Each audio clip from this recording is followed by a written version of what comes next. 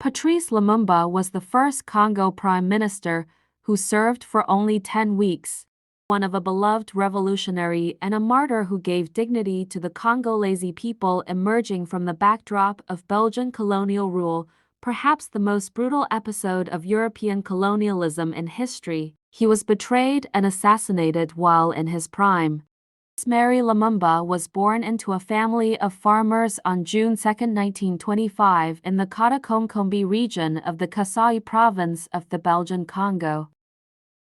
As a child, Lumumba was defined by his intelligence, often pointing out others' errors, including his teachers, which earned him a reputation for arrogance. He was, by all accounts, an overachiever and could speak 5 languages: Tetala, Lingala, French, Swahili, and Shaluba.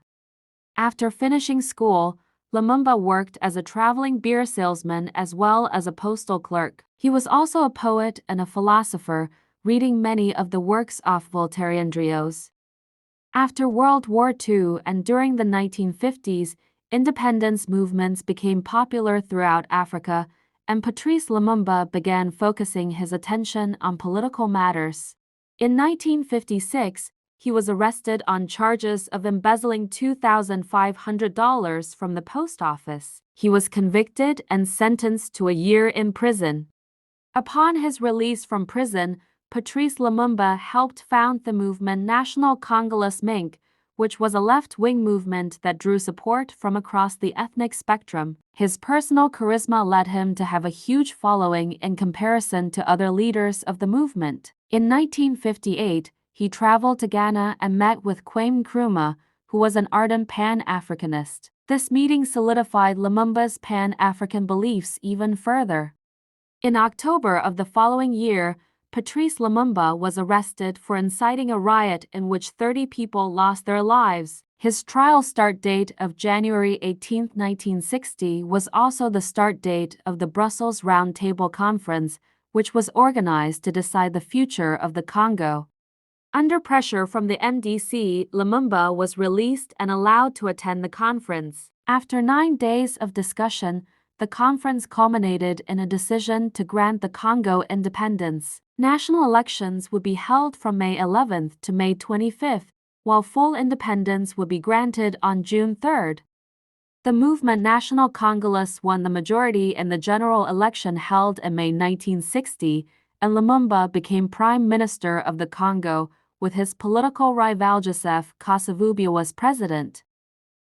Almost immediately after independence, the new government was faced with an army mutiny, which was soon followed by the secession of the strategic mineral-rich province of Katanga, led by Moise Tshombe, another Congolese leader who disagreed with Lumumba's politics.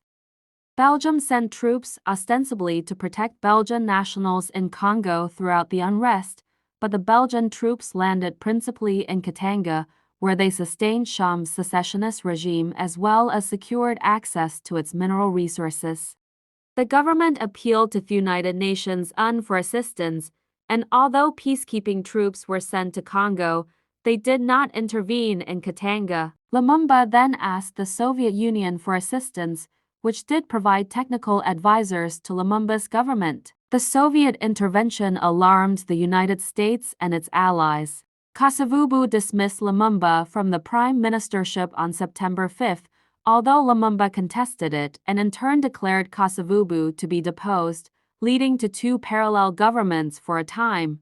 This led to a military intervention on September 14, which was headed by Congolese Colonel Joseph Mobutu, later known as Mobutu Sese Seko, who supported Kasavubu's effort to keep Lumumba sidelined. Lumumba was placed under house arrest, though he managed to escape and attempted to reach another part of the country where he had greater support. He was, however, captured by Mobutu's forces in early December and then detained at a military camp in Thysville. Lumumba's enemies feared that the camp was not secure enough to hold him and ordered that he be moved. On January 17, 1961, Lumumba and 2 associates Joseph Okito and Maurice Mpolo were transferred via airplane to Katanga, the stronghold of his political enemy, Tshombe. He and his companions were beaten by soldiers during the flight. Once in Katanga, they were taken to a private villa where they were subject to more beatings by both Belgian and Congolese forces and met with Chamb and other Katangan officials. Lumumba and his associates were then executed by a Katangan firing squad under Belgian supervision and in the presence of Katangan and Belgian officials and officers. The bodies were then thrown into shallow graves.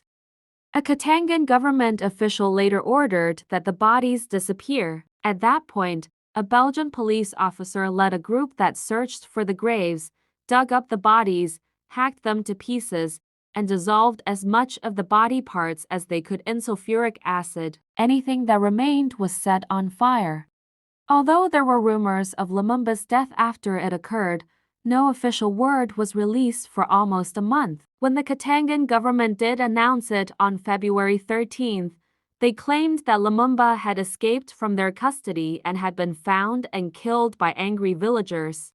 This version of events was disputed almost immediately and provoked protests around the world, and questions about the circumstances surrounding his death abounded in the following decades. The family did not get the body of their son to give a decent burial since everything was dissolved in the acids and nothing was to be taken home. It was painful to them, but they were only left with an option of bearing their pain with equanimity for the rest of their life. This was the most barbaric end of Congo First Prime Minister Patrice Lumumba. After 38 years, that is in 1998, Gerald Soet, a Belgium retired commissioner, shocked the whole world by confessing on live television that he supervised the execution, exhumation, and dissolution of Patrice Lumumba and that he had preserved 2 of his teeth. In 2016, after the death of Gerald Soet, Belgium forces recovered one of Lumumba's teeth from Gerald's daughter. In June 2020, Lumumba's daughter Julian Lumumba wrote a letter to Belgium King Philippe and appealed the return of her father remains to the ground of his ancestors. The matter was tabled before the court, and on 10 September 2020 a Belgium judge ruled that Lumumba remains must be returned to his family. In June 2022, Lumumba remains were officially handed over to his children during a ceremony at Egmont Palace in Brussels, Belgium by Congress federal prosecutor. Lumumba's only remaining tooth was put in a full-size casket draped in the Congolese national's flag for African diaspora of Belgium to pay last respect to Lumumba. Lumumba remains were flown back to Congo, where his remains were buried in Kinshasa on 23 June 2022. At last his family, friends and nation had the satisfaction that their son, father and hero has a grave to his name.